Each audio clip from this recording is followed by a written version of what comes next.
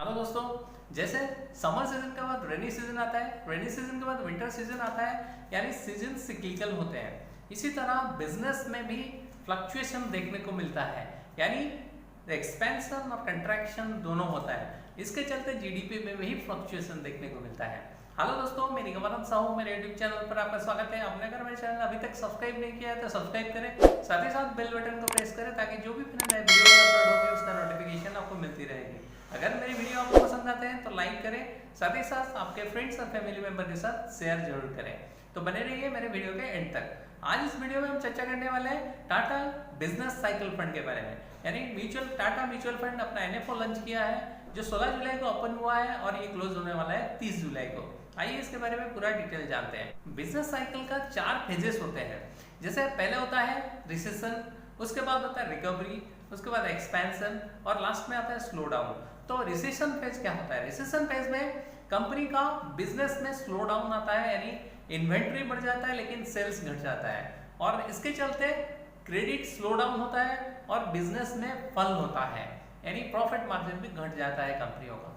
तो दूसरा फेज होता है रिकवरी फेज होता है, यानी इस फेज में जीडीपी और एम्प्लॉयमेंट रेट बढ़ जाता है, और इसके चलते जीडीपी और एम्प्लॉयमेंट रेट बढ़ने के चलते कंपनियों का ग्रोथ देखने को मिलता है, सेल्स में बढ़ोतरी देखने को मिलता है, इसमें प्रॉफिट मार्जिन भी कंपनियों का बढ़ जाता है, और साथ ही साथ इसमें इन्वेंट्री कम हो जाता है, सेल्स ग्रोथ ज्यादा देखने को मिलता है कंपनियों में। तीसरा फेज जो होता है एक्सपेंशन फेज। इस फेज में कंपनियों में सबसे ज्यादा ग्रोथ देखने को मिलता है, सेल्स में बढ़ोतरी देखने को मिलता है, और आपका इन्वेंट्री में कम होने लगता है, इन्वेंट्री कम होता है और सेल्स में ग्रोथ देखने को मिलता है। इसके चलते कंपनियों का ग्रोथ ज्यादा होता है, जिसके चलते रैपिड प्रॉफिट मार्जिन भी कंपनियों का बढ़ता है, क्रेडिट ग्रोथ ज्यादा देखने को मिलता है, और लास्ट फेज होता है स्लो डाउन फेज होता है। इसमें कंपनियों का बिजनेस में स्लो डाउन आता है और इसमें इन्वेंट्री बढ़ जाता है लेकिन सेल्स में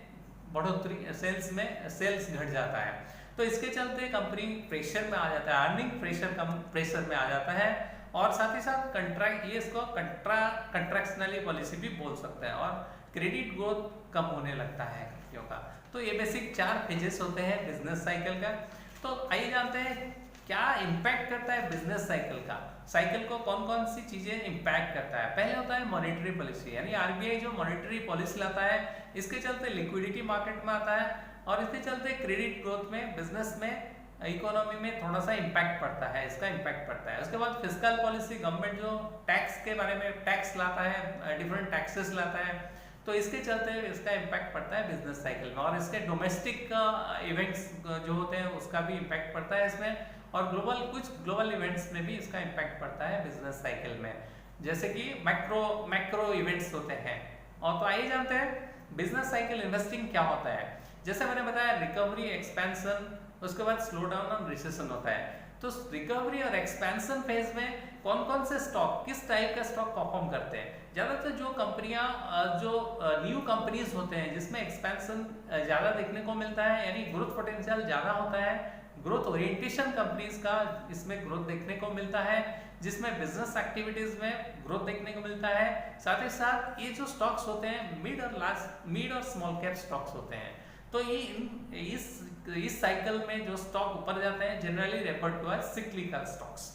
ओके, तो दूसरा जो टाइप का स्टॉक होता है स्लो डाउन और रिसेशन फेज में ये स्टॉक ऊपर जाते हैं, यानी ये स्टेबिलिटी देते हैं अपना बिजनेस को। इसमें इन्वेस्टर का सेंटीमेंट कॉशियस होता है, तो इसीलिए ज्यादातर जो लार्ज कैप स्टॉक होते हैं इस कैटेगरी में आता है। स्लो डाउन रिसेशन में एवरेज रिटर्न देते हैं, लेकिन पोटेंशियल होता है, ग्रेटर पोटेंशियल होता है आउट परफॉर्म करने के लिए। जो बिजनेस में स्टेडी कंजप्शन होता है, यानी इनके बिजनेसेस जो होते हैं उसमें स्टेडी कंज्यूमर डिमांड होता है, जिसके चलते इकोनॉमी में स्लो डाउन आता है। इवन इकोनॉमी में स्लो डाउन आने के बावजूद भी कंपनियों में ग्रोथ देखने को मिलता है, प्रॉफिट मार्जिन भी बढ़ता है। तो ये ज्यादातर लार्ज कैप कंपनियां होते हैं, इस कैटेगरी के स्टॉक में ज्यादातर लार्ज कैप स्टॉक्स होते हैं।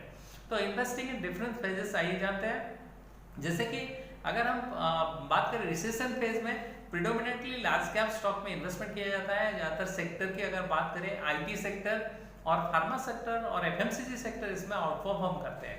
अगर दिस सेकेंड फेज की बात करें, रिकवरी फेज की बात करें, तो इसमें सारे कैटेगरी के स्टॉक यानी लार्ज मिड स्मॉल सारे कैटेगरी के स्टॉक आउट परफॉर्म करते हैं। ज़्यादातर auto sector, manufacturing sector, metal, large companies, large financial companies इसमें आउट परफॉर्म करते हैं। तीसरा जो साइकिल होता है एक्सपेंसिव साइकिल में ज़्यादातर ज़्यादातर मिड और स्मॉल दोनों परफॉर्म करते हैं। मिड और स्मॉल ज़्यादा परफॉर्म करते हैं। इसमें फाइनेंशियल कंपनीज होते हैं, एनबीएफसीज होते हैं, साथ साथ real estate companies, consumer discretionary companies होते हैं इस कैटेगरी में, जो इसमें ज़्यादा ग्रोथ देखने को मिलता है। और चौथा जो फेज होता है स्लो डाउन फेज, इसमें प्रेडोमिनेटली डाइवर्सिफाइड होता है और स्टॉक पिकिंग जो प्रोसेस इसमें हो जाता है, ये bottom up approach process follow किया जाता है स्टॉक पिकिंग में। ज़्यादातर जो कैटेगरी यानी ज़्यादातर जो कैटेगरी का स्टॉक होता है यूटिलिटी स्टॉक्स होते हैं और फार्मा, एफएमसीजी, ये स्टॉक आउट परफॉर्म करते हैं इस फेजेस में।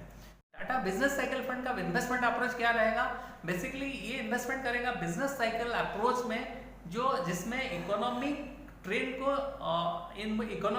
को आइडेंटिफाई किया जाएगा, यानी इन्वेस्टमेंट किया जाएगा सेक्टर में या स्टॉक स्पेसिफिक इन्वेस्टमेंट किया जाएगा जो लाइकली आउट परफॉर्म करने वाले हैं, आगे आने वाले समय में ये आउट परफॉर्म करने वाले हैं। तो इकोनॉमिक ट्रेंड्स कैसे पता करें? तो इन्वेस्टिंग आज पर द इकोनॉमिक कंडीशंस, जैसे होता है सिक्लिकल स्टॉक्स होते हैं। सिक्लिकल स्टॉक एक्सपेंशन के टाइम इन्वेस्टमेंट करते हैं उसी स्टॉक में, और डिफेंसिव स्टॉक में कब इन्वेस्टमेंट करते हैं? जब कंट्रैक्शन देखने को मिलता है इकोनॉमी में, जब कंट्रैक्शन देखने को मिलता है तभी डिफेंसिव स्टॉक्स में इन्वेस्टमेंट किया जाता है। जो डिफेंसिव स्टॉक्स होते हैं ज़्यादातर लार्ज कैप स्टॉक्स होते हैं, और जो सिक्लिकल स्टॉक होते हैं वो ज़्यादातर मिड और स्मॉल कैप कैटेगरी के स्टॉक्स होते हैं।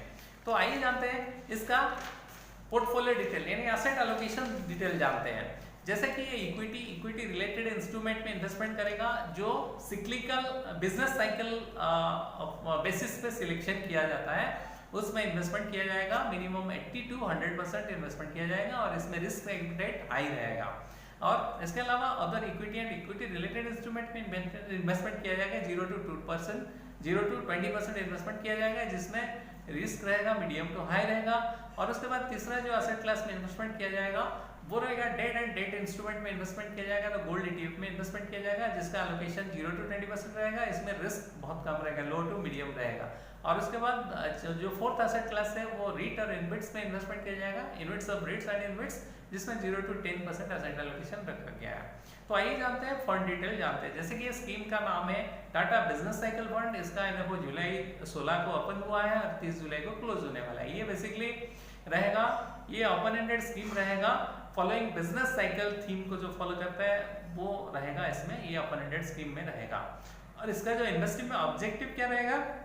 To generate long term capital by investing with focus on riding business cycle through allocation between sector and stocks with different stages of business cycle. Different stock या sector में investment किया जाएगा जो business cycle में, different business cycle में जो stocks out perform करेंगे उसमें ये इन्वेस्टमेंट करेगा। इसका जो रहेंगे फंड मैनेजर कौन है? मिस्टर राहुल सिंह है, इक्विटी पार्ट देखेंगे, और MS वेंकटा सामला जो ओवरसीज देखेंगे, ओवरसीज पार्ट देखेंगे, और मूर्ति नागराजन जो देखेंगे डेट पोर्टफोलियो देखेंगे। इसका बेंचमार्क रहेगा निफ्टी 500 ट्राई रहेगा, और इसका मिनिमम जो इन्वेस्टमेंट अमाउंट 5000 रहेगा। उसके अलावा आप अगर इस पर मल्टीपल ऑफ 1 रुपीज़ के हिसाब से इन्वेस्टमेंट कर सकते हैं। एडिशनल परचेज 1000 रुपये कर सकते हैं, मिनिमम 1000 रुपये, और एडिशनल 1 रुपये के हिसाब से आप परचेज कर सकते हैं। इसका एंट्री लोड नील है, एग्जिट लोड आपको 1 साल के अंदर अगर बेचते हैं, 1 साल के अंदर बेचते हैं, या तो 12% जिसका आपका टोटल पोर्टफोलियो का 12% के अंदर अगर बेचते हैं 1 साल के अंदर, तो इसमें कोई एग्जिट लोड नहीं लगने वाला है। और उससे ज़्यादा अगर बेचते हैं यानी एग्जिट करते हैं तो तभी आपको 1% का एग्जिट लोड लगने वाला है। और 1 साल के बाद अगर बेचते हैं यानी 365 डेज के बाद अगर बेचते हैं, इसमें आपको कोई एग्जिट लोड नहीं लगने वाला है। और इसका ये डिटेल है, इसमें इन्वेस्टर इसका सुइटेबिलिटी देखते हैं, प्रोडक्ट सुइटेबिलिटी, यानी जो इन्वेस्टर लॉन्ग टर्म के लिए इन्वेस्टमेंट करना चाहता है तो उसके लिए ये बेहतर रहेगा ये स्कीम। और ये स्कीम बेसिकली इन्वेस्टमेंट करेगा predominantly Indian markets with focus on riding business cycle through dynamic asset allocation. इसमें डायनेमिक एसेट एलोकेशन रहेगा between various sectors and various category stages of business cycle. ये डिटेल है इस fund के बारे में। तो आपको अगर मेरी वीडियो पसंद आया तो लाइक शेयर करें, साथ ही साथ मेरे चैनल को सब्सक्राइब करिए। Thanks for watching my video.